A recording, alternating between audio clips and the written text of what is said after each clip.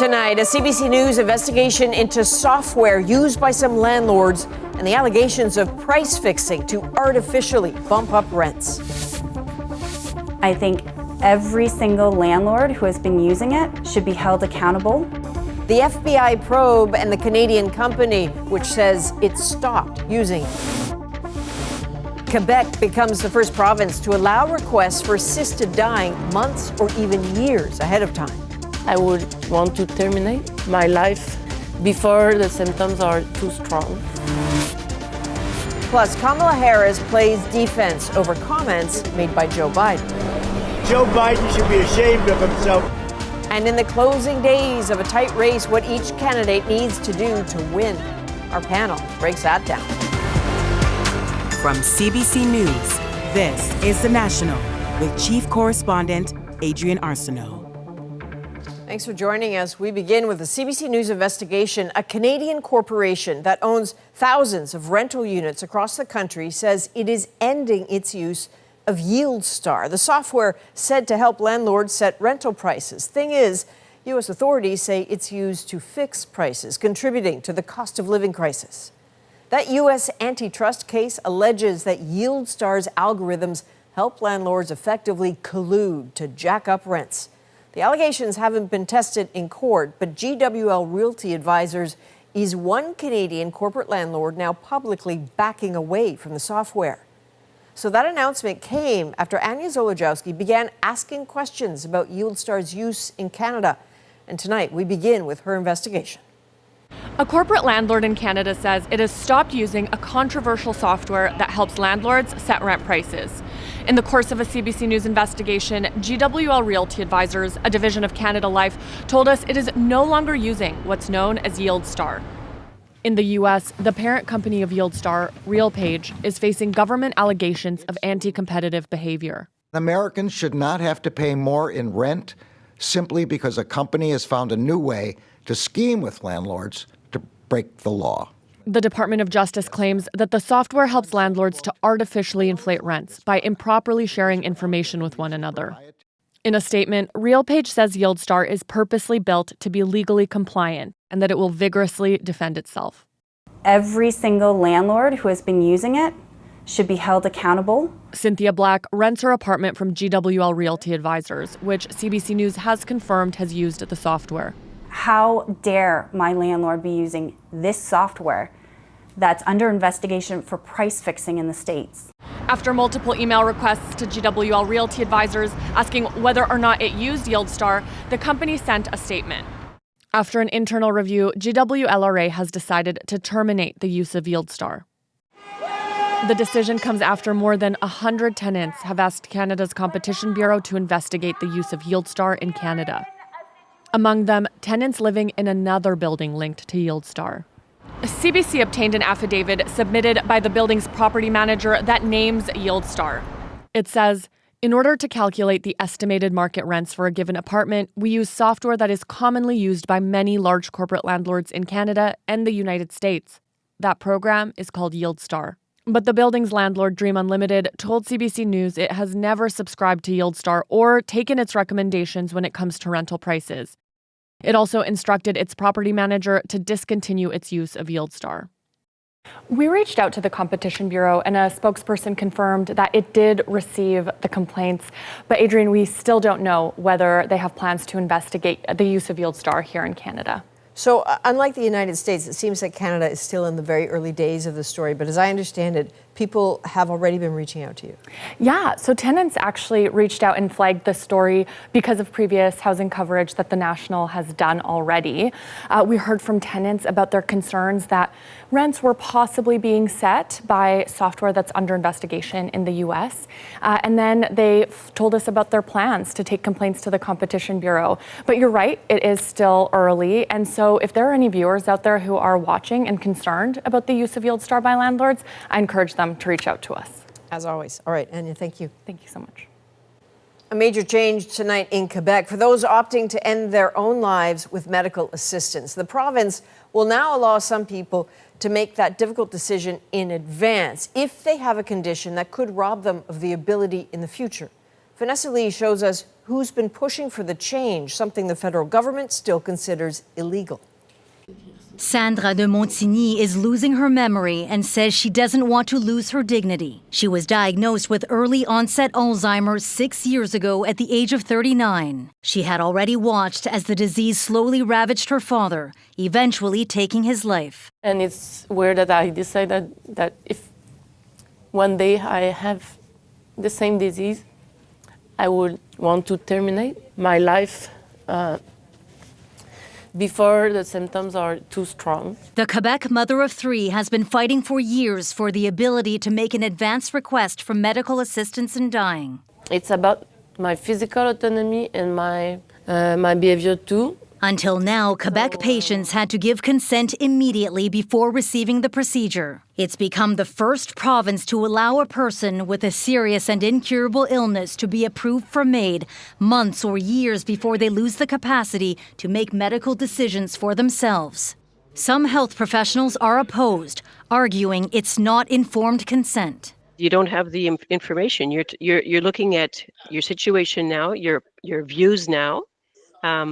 But when you become incompetent, incapable of making decisions, well, the situation will be different. Your views might be different. You might be happy. Advance requests for MAID are still illegal under federal law, but Ottawa says it will not challenge Quebec's move.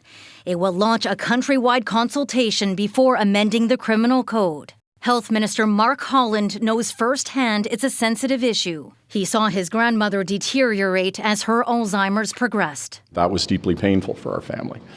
And so I think we need time for a conversation about those kinds of issues and how we want to deal with them as a country. Here in Quebec, advance requests won't be granted automatically. Patients will have to meet with doctors on multiple occasions, with each case assessed on an individual basis. Vanessa Lee, CBC News, Montreal. In the United States, Kamala Harris is facing backlash for a comment made by Joe Biden, taken as an insult by supporters of Donald Trump. With Republicans routinely denigrating and demonizing Democrats, there may be a double standard at work here. Katie Simpson explains. Just days before the vote, the Trump campaign is leaning into it. At this late stage in the election, Donald Trump has a new searing line of attack. A point he underscored from the front seat of a garbage truck. For Joe Biden to make that statement, it's really a disgrace. Joe Biden should be ashamed of himself if he knows what he's even doing. A fresh rallying cry in response to what President Joe Biden said during a virtual campaign event for Latino voters. The only garbage I see floating out there is his supporters. His demonization of Latinos is unconscionable. Biden's team says he was criticizing the rhetoric of one supporter, the comedian who called Puerto Rico a floating island of garbage at Trump's weekend rally. Just to clarify, he was not calling Trump supporters garbage. But what Trump voters heard was contempt. We're not garbage, we're not trash, we are the American people. This is an unwelcome reminder for Democrats of 2016. You could put half of Trump supporters into what I call the basket of deplorables. That statement enraged and mobilized Trump's base. Right? This time around, Trump is hoping the incident will have the same impact. My response to Joe and Kamala is very simple. You can't lead America if you don't love Americans. That's true. For Kamala Harris, Biden's comments are a distraction. The day after her biggest campaign rally, the thing she was asked most about by reporters, garbage. I strongly disagree with any criticism of people based on who they vote for. This debacle highlights the double standard in this election. Harris is running a traditional campaign held to the standard of a traditional politician. Trump routinely hurls personal insults, uses dehumanizing language, and spreads lies about election fraud. It doesn't stick to him as it would a traditional candidate. As for Harris, she's distancing herself from Biden, and that will continue as long as he's seen as a liability. Katie Simpson, CBC News, Washington. The U.S. Supreme Court has ruled that 1,600 voters in Virginia should remain purged from the state's voter registration rolls. The voters were purged by the state's Republican governor in an effort to prevent non-citizens from voting, but plaintiffs say many citizens with the right to vote were among those purged. In a break from tradition, the U.S. Supreme Court did not offer an explanation about why it intervened so close to the election. In a bit, we'll be talking to a Democratic and a Republican strategist on where the race stands, just 6 days away, and what each candidate needs to do to pull ahead. That's coming up. And of course, we'll have special coverage on election night. Join me and Ian next Tuesday as the votes are counted. Coverage starts at 8 p.m. Eastern, wherever you watch CBC News. In Ottawa, the Liberals are trying to push past concerns over Justin Trudeau's leadership and the calls from some in his own party to step aside. Today, the Liberal caucus turned its attention to the party's plan for the next federal election. But as Kate McKenna shows us, not everyone is ready to move forward. Oh, Mr. Bevan, how'd the meeting go? This is the man tasked with trying to right the Liberal ship and change course away from caucus unrest. I wouldn't be any more happier with it if I'd written it myself. It's looking good. Caucus heard from their new national campaign director, Andrew Bevan. I feel totally resolved for the battle ahead and for the work ahead. Sources say he presented his vision and some new advertisements, a relief for some MPs. We've sort of brought a knife to a gunfight so far in how we're approaching advertising and how we're approaching the campaign in general. And so, yeah, I think we've got to step up our game. But 1 week after, nearly a fifth of the Prime Minister's caucus spoke out against his leadership, not everyone is ready to move on. I think there are a lot of unresolved questions from that still need to be addressed. 2 MPs appeared on CBC's Power and Politics, calling for a secret ballot within caucus to test the Prime Minister's support. What I have been hearing is that what we listened to last week was the tip of the iceberg. About a dozen MPs have said they support a secret ballot, though sources say it didn't come up in caucus and is unlikely to happen. Why won't he accept my plan to axe the tax and build the home? But if the Prime Minister is on the defense internally, he was on the offense in the House of Commons, needling the Conservative leader on his refusal to get top security clearance. I have asked the security services to figure out a way to share some information, perhaps even some names, with the leader of the Conservative Party so that he can take action. Justin Trudeau says he's his party's best bet to defy the odds and win the next election. When that will be is unclear. The leader of the NDP says he's not keen to work with the Bloc Québécois and the Conservatives to help topple the government. Kate McKenna, CBC News, Ottawa. In southeast Spain, more than 90 people are dead after flash floods ravaged the region, marking one of the country's worst natural disasters in decades. Chris Brown now with the dramatic rescues and the devastation left by that storm.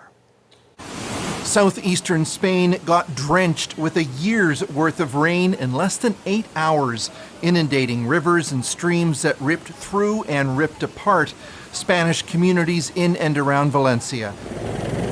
All day Wednesday, rescue crews raced to reach those who found themselves cut off by the floodwaters. Gas station worker Denis Havlati says he climbed up onto a store shelf where he spent the night as the water raged beneath him. I'm smiling so I don't cry, he said. It was a living hell. Jose Manuel Rayan said, I have friends who lost their house, lost their cars, they've lost everything, and the factory where I work is destroyed. Overwhelmed rescuers used whatever means available to save some in distress, but they could not reach all. The suddenness of the flash flood trapped dozens of people who perished. Social media posts captured incredible scenes of the water sweeping away cars and everything else. By daylight, the worst of the storm had passed through the Valencia region, but remains a threat to many other parts of the country. Y por tanto hacemos un llamamiento. We make a specific call to people to avoid traveling by road, said the Minister of Territorial Policy, imploring people to stay at home. The government has declared 3 days of mourning. As Spain's King Felipe offered condolences, he also warned of difficult times ahead. It's still complicated to access some areas, so we don't have a clear picture of the impact and the number of victims, he said. With the roads gone and communication still out in many inland areas, the fear is when rescuers do reach all of the affected communities, they'll find more bodies. Chris Brown, CBC News, London. Here in Canada, Alberta is significantly increasing fines to curb illegal slaughtering and the sale of uninspected meat in that province. The proposed change will increase the maximum fine to $100,000 for those found guilty of an offense under the Act. The move comes after a CBC News report uncovered an underground market of meat sales. It also follows an RCMP investigation that led to the temporary closure of 8 businesses. The province says the current $10,000 penalty is not a deterrent. Well, in Atlantic Canada, some federal fisheries officers are back on the job after refusing work, fearing for their safety. Violence has been escalating, and fishers say illegal fishing is still rampant. Here's Kayla Hounsell. This is a busy wharf, and these are the most lucrative lobster fishing grounds in Canada at a time when the commercial fishing season is closed. I'm a treaty defender, and I don't believe that I need to use any of the federal government's tags to fish. I have an inherent right. Jolene Marr is a member of the Sebeganegati First Nation. Even when the season is closed, she does have a right to fish for food, social, and ceremonial reasons. But the government says it's illegal to sell, trade, or barter that catch. I might go trade Buddy down the road for scallops, trade another guy for some wood for the winter. Then do I sell it? Yes, I do. Going anywhere, in 2020, there were violent clashes between Indigenous fishers and non-Indigenous commercial fishers. A lobster pound burned to the ground. There's been no enforcement. What's going on here now in the summer is a full-scale commercial lobster fishery out of season. Indigenous fishers aren't the only ones fishing outside the season, and fisheries officers did seize more than 100,000 pounds of lobster from this facility earlier this month. They say it's gotten dangerous. We have had instances of officers being shot at. They have also received intel of gang activity. Don't fall! This video shows fisheries officers clashing with fishers on the water. 35 officers refused to patrol for 2.5 months, citing safety concerns. They're back now, but only after a labor investigator, in a decision obtained by CBC News, agreed, saying the activity could reasonably be expected to present a serious threat to their life or health. The Department of Fisheries and Oceans says it has taken measures to correct this. The fisheries minister did not respond to a request for an interview. She's never been in southwestern Nova Scotia. Have you asked her for a meeting? Yes. This captain says there's room in the fishery for everyone, but says it has to happen within the commercial season to protect the stock. We'll see when the season opens and the non-natives join us, because I'm not going anywheres. The opening of the season is about a month away. Kayla Hounsell, CBC News, Soniaville, Nova Scotia. Women going through menopause are getting flooded with advice like never before. The first supplement I started using back at the very beginning was black cohosh root. Why doctors warn of what's peddled online. And what is this piece right here? There are calls to bring Indigenous art back home to Nunavut. We don't want to wait. We need to make this happen now. And that's in the corner. Does he have room? Fights with the fan. Yankees fans make a bold attempt and get thrown out. I've never seen a play like this before. We're back in 2.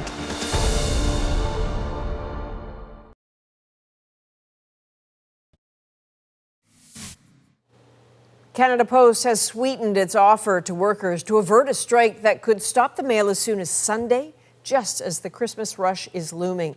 Wage increases would total 11.5% over 4 years. Last week, workers voted more than 95% in favor of a strike after a year of negotiations failed to secure a deal. Well, menopause has long been a taboo topic, but that is slowly changing, and so is the way companies market to women looking for relief. Nisha Patel spoke with experts about navigating the growing wave of products promising solutions. When it comes to women's wellness, menopause may be the new gold rush. After years of being overlooked, now there's everything from skincare to supplements, a flood of products promising women relief. I feel like there's a lot to learn. There's a lot of information and there's a lot of misinformation. You end up spending a lot for a whole suite of treatments that hoping something will work. With symptoms like hot flashes, mood swings, and insomnia, perimenopause and menopause affect an estimated 8 million women in Canada over the age of 40. The global menopause market is worth about $15 billion a year, and it's growing, expected to hit $24 billion a year by the end of the decade. Women everywhere. Across social media, too, influencers claim to have a cure. Black cohosh root, and it's labeled a traditional women's health remedy. Reishi, shiitake, maitake, and lion's mane. I think it's a marketing storm. Experts worry about the quality of the research being used to peddle the products. Anytime a study is done by a company that's going to benefit from the sale, there's bias. This doctor says when it comes to supplements, many are useless and potentially risky. I would say pretty much anything you get over the counter to treat hot flashes isn't going to work really well. She encourages women to talk first to their healthcare provider. We do have good therapies. Hormone therapy is a good therapy. But it's clear women like Nadine Schumont are desperate for answers. At 54, I've tried a lot and nothing lasts. She's learned firsthand that many remedies don't live up to the hype. Nisha Patel, CBC News, Toronto. Well, just a few days now until Americans head to the polls, and Kamala Harris is explaining away Joe Biden's comments. The only garbage I see floating out there is his supporters. But will it hurt the Democrats in a race that remains in a dead heat? Man, they've got to be pulling their hair out at Harris headquarters right now. That's a hilarious response. I get the scoop from both sides of the political spectrum. And a large group of typically Republican voters may be turning blue. You're Republican, born and raised. Except this election, not a Republican. But will it make a difference? The National breaks down the story shaping our world next.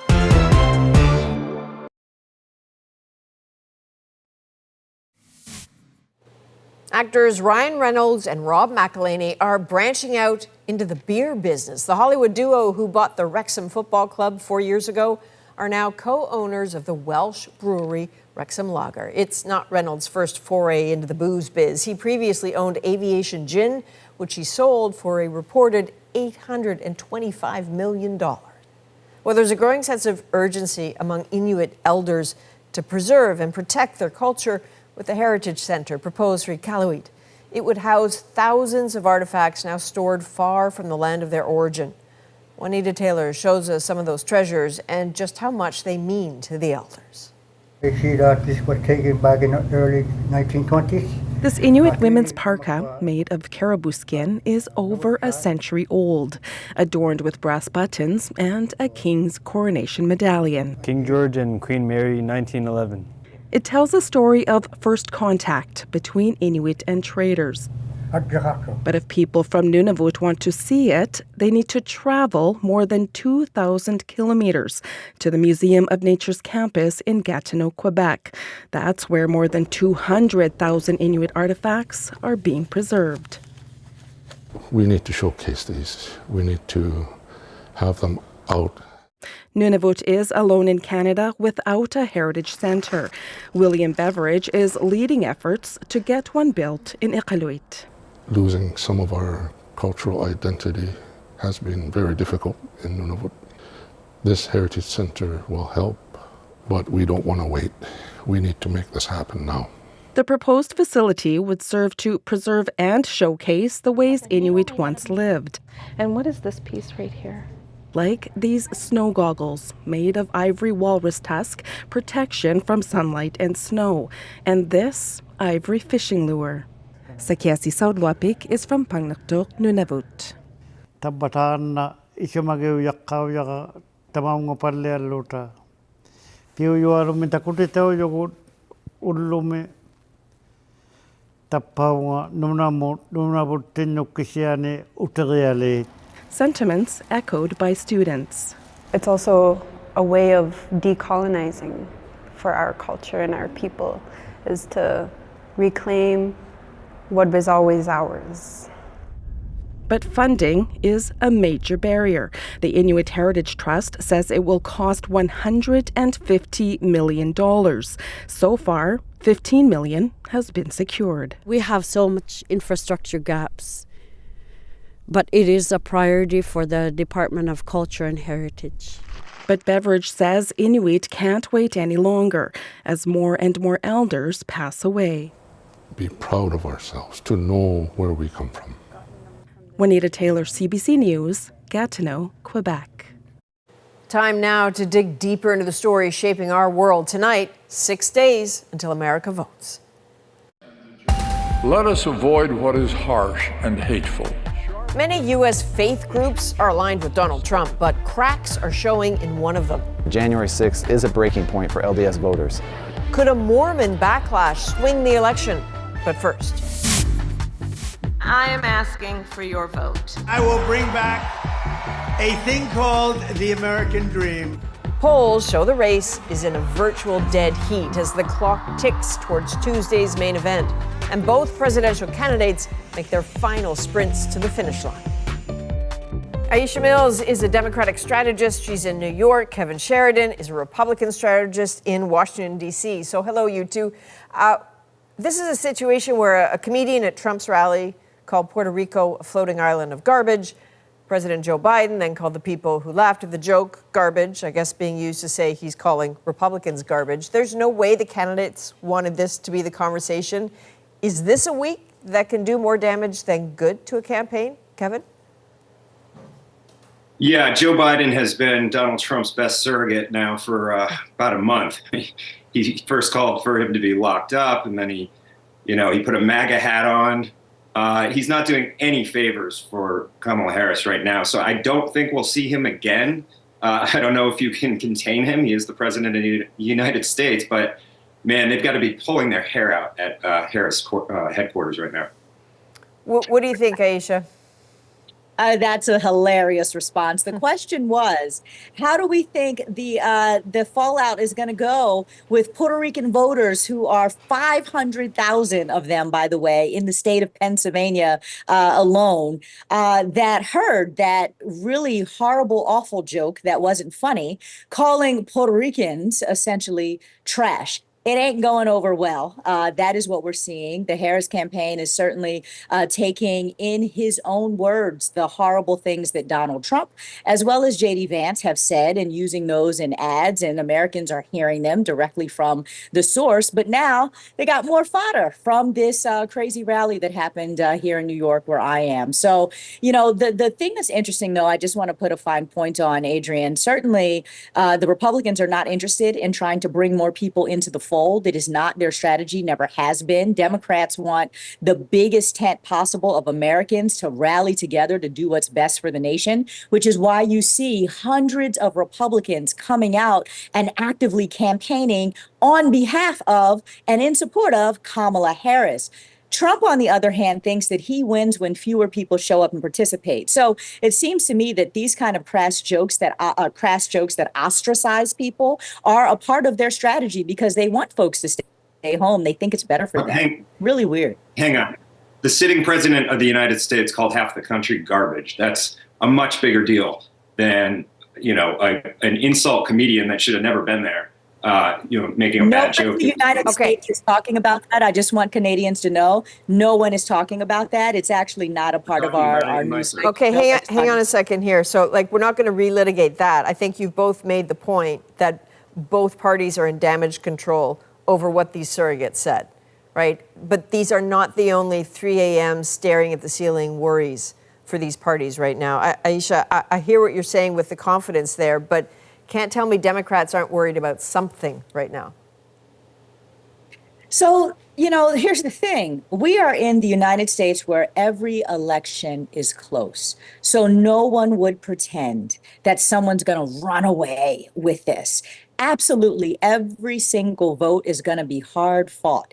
And that is why you see that for months and months and months now, Democrats have had a very strong apparatus in states on the ground. There are hundreds of field offices all around this country where you have staff and volunteers going out and knocking on doors. This weekend is going to be a saturation, certainly of the 7 key swing states, but of most of America, with Democrats who are out there talking to voters. The field game, the ground game, the voter contact, and the encouragement to just go to the polls is how elections are won, and Democrats are strongest at that. The Republicans, all they have is Elon Musk tweeting and spending money to put up some ads that nobody sees. They're not on the ground actually talking to people and getting them turned out. So the enthusiasm and optimism that you hear from me is really a strategic and tactical understanding that, you know, when you set up a business, you run your operations as efficiently as you can to try to do as best as you can. That's all you can do, right? The Democratic operation and machine is well oiled and functioning well, and that feels good. So we'll see how it all plays out on Tuesday. Kevin, I'm going to guess you're going to say that the Republicans have more than a few social media ads and that a few people will see.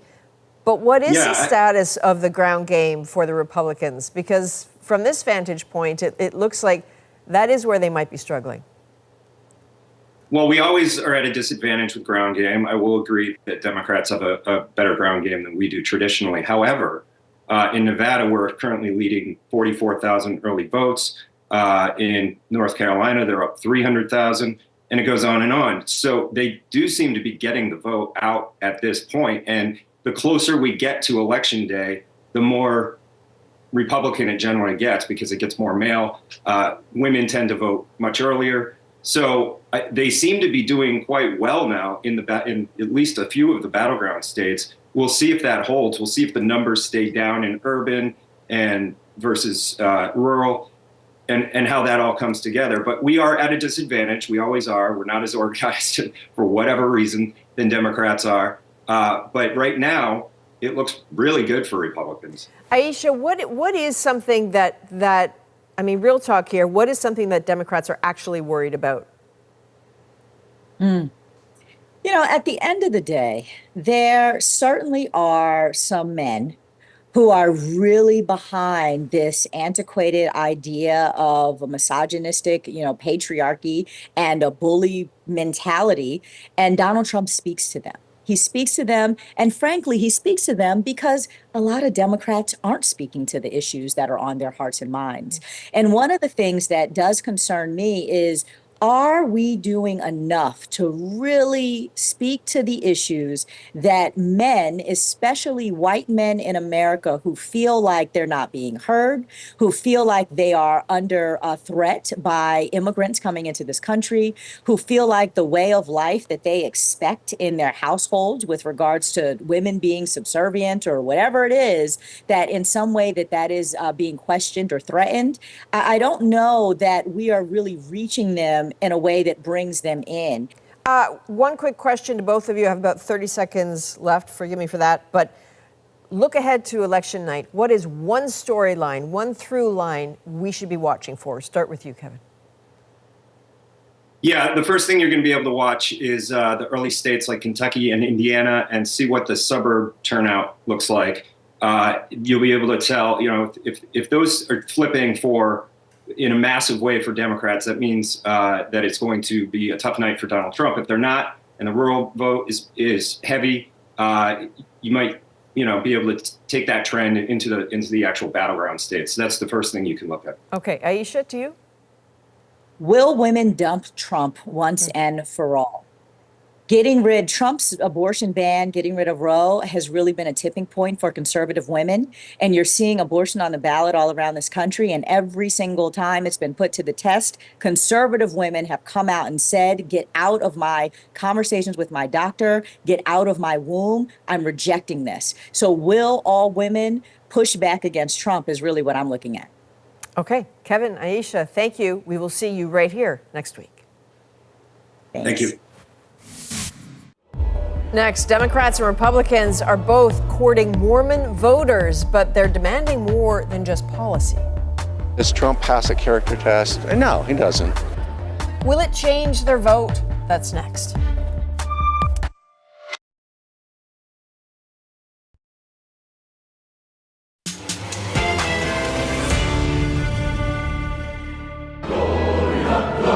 The Church of Jesus Christ of Latter-day Saints, Mormons, a powerful voting class with a predominant voting interest. You're Republican, born and raised.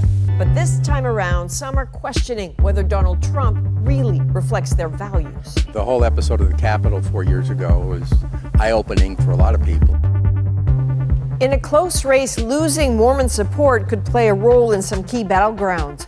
While the heartland of faith, Utah isn't one of them. Richard Madden went there to hear why ticking the ballot isn't as simple as it used to be.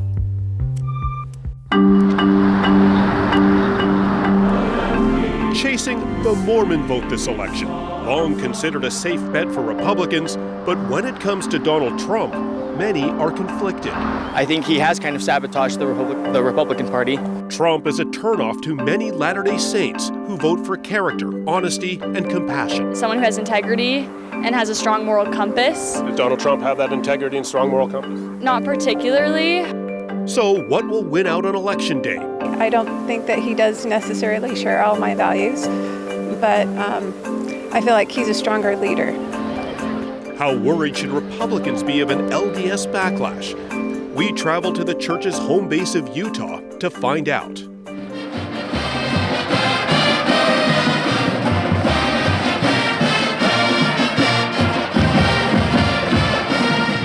Celebrating homecoming at Brigham Young University, where faith and academics go hand in hand.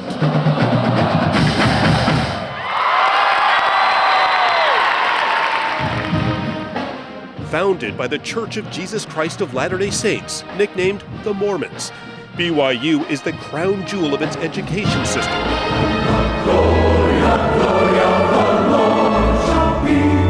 The church's influential headquarters, about an hour's drive from campus. And while its leadership strives to stay politically neutral to its 7 million members living in the U.S., its fast-growing denomination may be among the last of the Christian right resisting Donald Trump. What do you look for in a candidate? I look for someone that's Christ-like and is a good person. Definitely tend to be a little bit less dogmatic in our approach to politics. At least I hope so. I like to see it that way. Yeah, probably a little less MAGA for sure. Mormon voters or LDS voters are the most likely to say they don't have a political home. BYU sociology professor Jacob Rue has studied Mormon voting patterns for decades.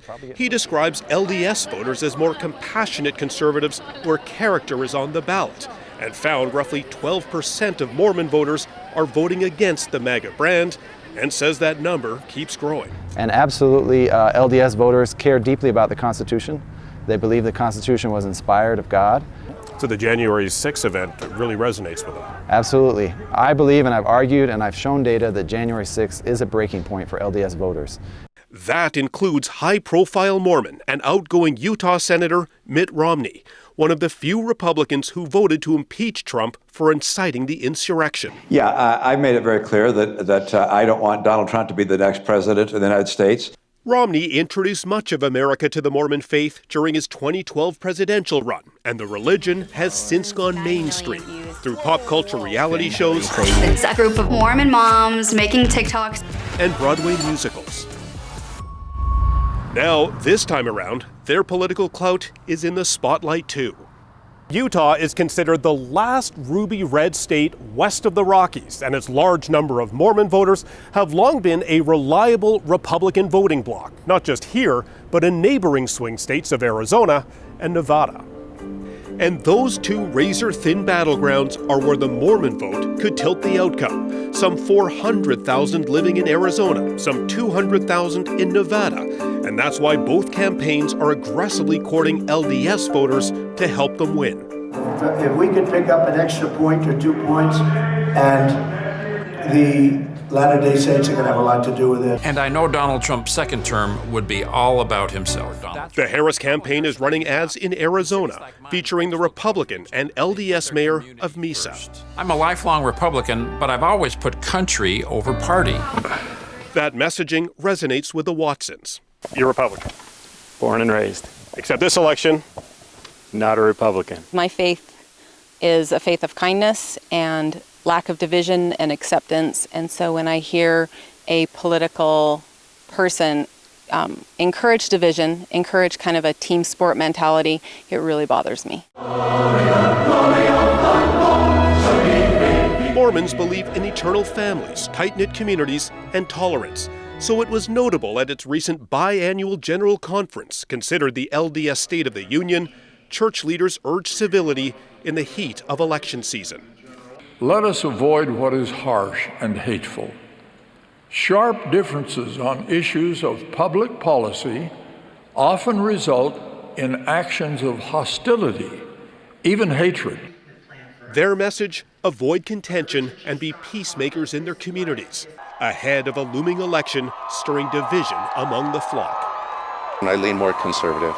And Trump passes the character test? Well, again, does Trump pass a character test? No, he doesn't. But will he push for the policies that I believe in? Yes, he will. I think there certainly has been some people drift away. The whole episode of the Capitol 4 years ago was eye-opening for a lot of people, and I think people looked at him in a different way after. They should look at him in a different way after that because of what he's capable of doing. Republican strategist Corey Norman admits Trump can be a tough sell with some LDS voters, but insists many align with his key policies, from protecting religious liberties to Trump's pro-life agenda. When we do polling, we hear about border, we hear about China, and those are the things that people, I think, are really focused on. You know, if people were worried about character and those kinds of things, you know, it's with Trump, you sort of know what you're getting, and so there's no surprises this election. So winning the Mormon vote could be pivotal in November. A faith typically known to lean right may now be up in the air. Now, Utah is highly unlikely to flip, but Mormon voters in those surrounding swing states are a group to watch when those election night exit polls start pouring in.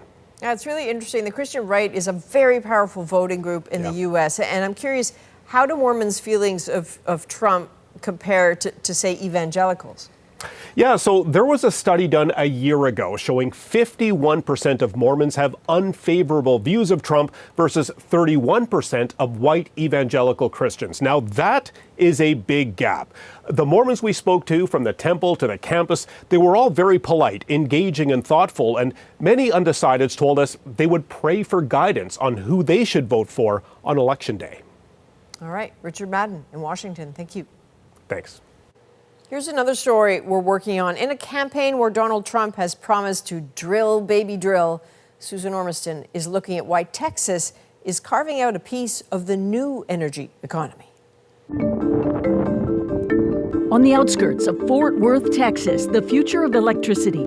Banks of mega-sized lithium-ion batteries ready to meet a galloping demand worldwide for electrical power. These batteries take electricity from the grid when demand is low and store it here. Texas is the leading renewable energy producer in the whole country. But when Donald Trump talks, they listen. Drill, baby, drill. Assuring oil and gas producers their interests will be protected if he's returned to the White House. You can catch Susan's story this Friday right here on The National. Next, 2 Yankee fans get yanked from the game. I've been covering baseball since 1989, and I've never seen a play like this before. The Major League mishap in our moment. So you're looking at 2 Yankees fans who got a little too invested in last night's game when they wrestled the ball from Dodgers outfielder Mookie Betts. So it only took 1 strike for them to get escorted out of the game, and tonight their moment of notoriety makes our moment. Well, he won't be watching the game much longer. I've been covering baseball since 1989, and I've never seen a play like this before. There was a long foul ball down the right field line, and Mookie Betts moved toward the stands tracking this ball that's hit in the air, and he went up against the padding along the foul line in foul territory and went up to make the catch. Fights with the fan. These 2 fans, they're both Yankee fans, realized that he had caught the ball, and one of them basically reached in and worked to pull the ball out of Mookie's glove, and it fell onto the field. They escorted these two fans out of the ballpark. This was the first time that I've ever seen a fan reach over, literally trying to rip the ball out of his glove in the way that a linebacker in football would try to take the ball away from a running back. I've never seen that before. One of the major rules is for any fan coming to a game is that you're not allowed to interfere with play, and that's clearly what happened with these two fans. I can't believe those guys did that. And if I'm smiling, it's not actually about that. It's about this. So I know that we are, it's not Halloween yet, that's tomorrow, but the floor crew of the National is very dedicated. So that's Phil, who is our floor director, who is Mrs. Roper, clearly. That's Ashley, our lighting director. What are you, Ash? I think you're like 80s rock star? Okay. 80s rock stars. So listen, it's nothing short of a miracle that we all got through this night in one piece. So from all of us, including those guys at the National, thank you for being with us. You can watch anywhere, anytime on the free CBC News app. Subscribe to the National's YouTube channel. I'm Adrienne Arsenault.